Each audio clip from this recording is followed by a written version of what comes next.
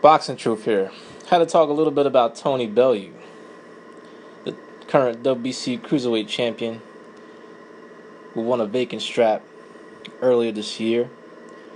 And now his next fight is finally official. He'll be headlining a card at the Echo Arena, Liverpool, making the first defense of his title against an unworthy challenger, a cherry pick, and BJ Flores, a guy who's done jack shit in his career. He's better known for his commentating gig than his actual fighting career. Guys hardly gets any television time, so it's kind of hard to really watch any footage of BJ Flores fighting. I've only seen him fight maybe twice on television. He had a shitty fight against Shumanov, lost to the unanimous decision. He's done jack shit in his career. He's fought nobody. Very light, soft opposition the past 4 years in his career. Never really fought top competition. Inactivity. And coming off a tune-up bout earlier this year, and all of a sudden he gets a title shot. Despite the WBC's rulings on defending champions who won a WBC title through a vacancy. Tony Bellew won a vacant strap, so he has mandatory obligations. He was supposed to make a defense of his number one mandatory challenger against Marius Briedis, who is the number one contender to Bellew's belt. But Bellew and Eddie Hearn don't want that work with their mandatory challenger, so they pulled some strings. They went to Briedis' team and they requested for a voluntary defense or step-aside money so they can take a voluntary defense, Bellew and Eddie Hearn, for this card on October 15th. And they were successful in their maneuvering of the mandatory defense, since it was obligated for Bellew to make this defense, but he was able to get Marius' team to agree to fight on his undercard. All Marius' team has to do is lay back, get paid, and collect. They don't have to do anything. Eddie Hearn's going to take care of the opponent. He's going to take care of Marius' purse and his opponent's purse. And he'll fight on the Liverpool undercard with the promise from the WBC that he will get the champion his title shot by March of next year. But it's disappointing that Bellew didn't fight his mandatory obligation. He didn't fulfill it.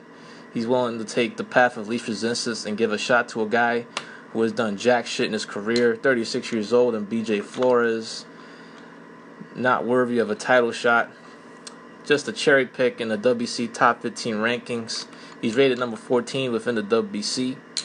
And Bellew's not acting like a real champion. All that shit he was talking after he won the belt in dramatic fashion, coming from behind a knockout win over Maccabu.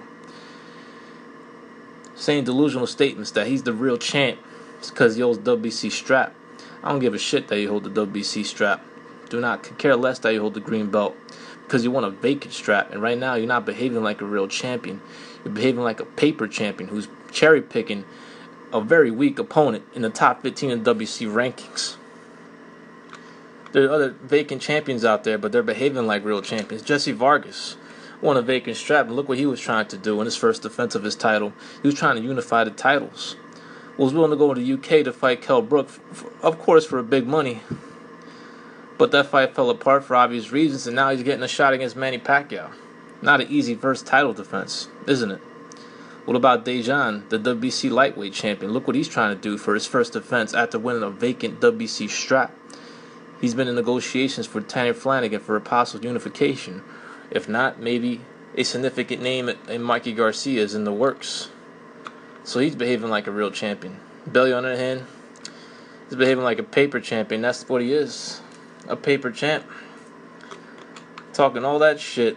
Even insists that he's the real cruiserweight champion of the division. But nah, man.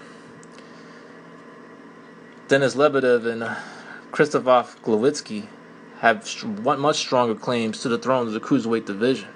Lebedev's the unified champion. And Glowicki, he defeated and knocked out the long-reigning champion in Marco Huck. Didn't take an easy first defense either. Fought Steve Cunningham. And now he's going to take a really good challenge in fighting Alexander Usyk in his mandatory fight that he's taking. He's not trying to swerve Usyk. He's willing to fulfill his mandatory obligation. You, on the other hand, Bellew, looking like a major paper champion right now. Cherry picking like a motherfucker. And fighting BJ Flores. But I get it.